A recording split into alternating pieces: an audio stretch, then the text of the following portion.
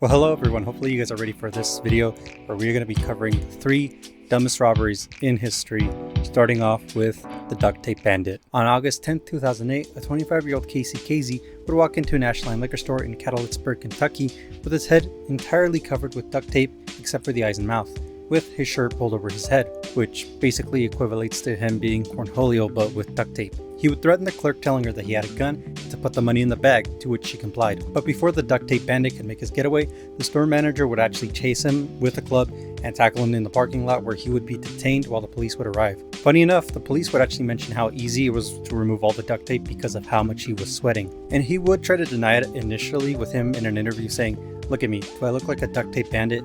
I'm no duct tape bandit."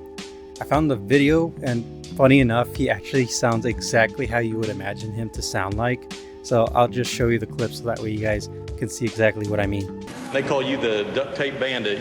That's not you? Look at me. Do I look like a duct tape bandit, baby? I'm not no duct tape bandit, you hear me? Live one-on-one, Ashton, Kentucky, you know this is not me.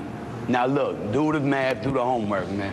And this wasn't the first time he had engaged in criminal activity, and he would actually have a history of having previous robberies back in 2001. And funny enough, I actually did manage to find his offender profile, to which it looks like he will be out on parole this year. And for the cherry on top, I actually kind of want to show you his aliases, where you can find Duct Tape Bandit right there, which I think is hilarious. For the next one, we'll be doing Dumb and Dumber, Anthony Prince and Luke Carroll. So these fellows would actually be called Dumb and Dumber, in which 2 Australians, Anthony Prince and Luke Carroll, who were 20 and 19 respectively at the time of the robbery, who would work at a ski shop, where they would walk in with BB guns and throw one of the tellers to the ground, where they would not only rob the Vail Bank with their work uniforms on, but they would also have their name tags from the ski shop that they worked at, and they wouldn't even make an effort to hide their accents in Colorado. And not only that, they would also use their ski passes just moments later to get on a chairlift on Vail Mountain. And what's funny about this robbery was the fact that they just left too many clues, and that they made it obvious to the police who they were, with them being caught in under 10 minutes, with the police already having interviewed them just days earlier in relation to a different case involving credit card fraud. And not only that, but they would also take pictures of each other in Denver, showing off the $130,000 in cash that they had stolen, and buying a one-way trip ticket to Mexico and tipping the cab driver with $20,000. And during the period they were arrested, they would actually find thousands of dollars in an airport trash can, on Carroll's person, and in a yard near the bank.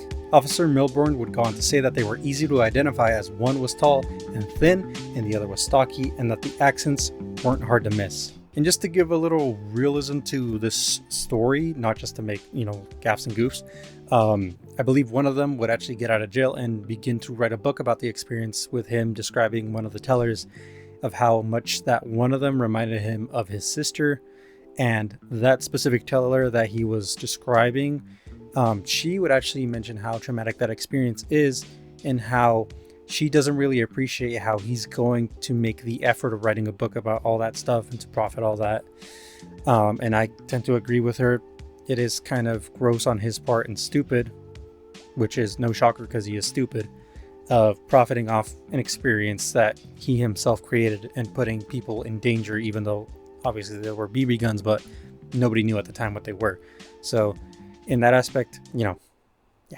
And last but definitely not least, we have MacArthur Wheeler and Clifton Earl Johnson as the dumbest robbers out of the 3 that I've listed, where they would attempt to rob 2 banks in January 6, 1995 in the greater Pittsburgh area, where they would arrive at 2:47 p.m. at the Swissvale branch of the Mellon Bank, where a 5'6", 270-pound Wheeler would have the teller at gunpoint, while the other would wait in line, with both leaving together with $5,200, or about $10,730 in today's numbers. So after the first heist, they would actually move on to the Fidelity Savings Bank in Brighton Heights. And you're probably asking, how are they on the list? They're probably doing just fine so far. Well, let me tell you all about it. So during both robberies, neither of them wore masks or attempted to hide their face or disguise themselves, and instead would apply lemon juice to their faces, with Wheeler recounting that Johnson had told him that lemon juice would actually make them invisible to security cameras, as one of the uses of lemon juice is that you can use it to make invisible ink. And an obviously skeptical Wheeler would actually test this method by covering his face with lemon juice and take an image of himself with a Polaroid camera. and when he took a look at the image, he saw that he wasn't in it, so he would trust that the method would work. And so they would rob the bank, with Johnson being arrested on the 12th of January. And after a surveillance photograph of Wheeler was broadcasted as part of a Crime Stopper segment with 11 p.m. news on April 19th, an anonymous person would actually give a tip leading to his arrest on 12:10 a.m. on April 20th. And when they showed him the photograph that they had used to identify him, he would look at it in shock saying, "But I wore the lemon juice. I wore the juice." Johnson would plead guilty to the heist at Mellon Bank alongside 2 other unrelated robberies from 1994, and would also testify against Wheeler, which would give him a 5-year sentence on October 27th, which I guess there's no honor among thieves. And sadly for Wheeler, he would actually be sentenced to 24.5 years in prison, followed by 3 years of probation.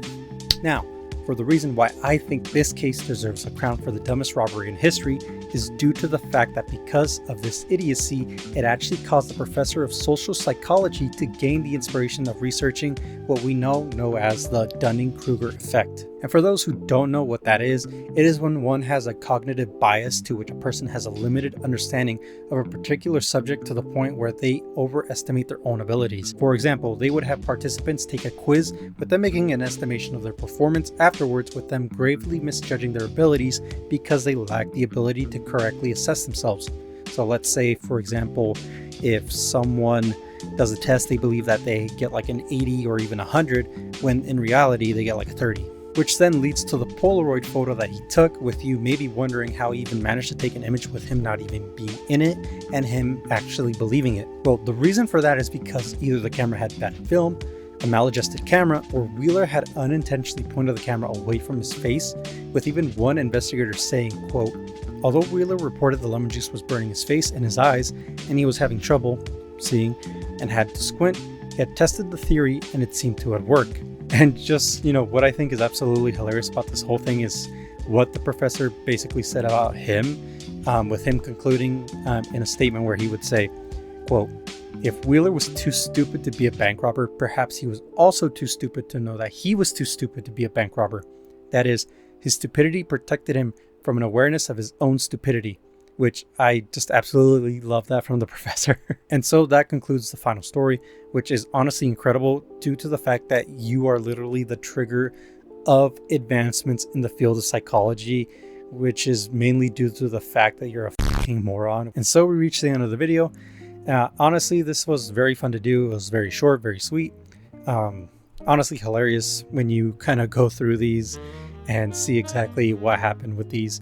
Very, very dumb people, very, very entertaining, although there was a little bit of seriousness in one of them, but regardless, overall I think it was very fun.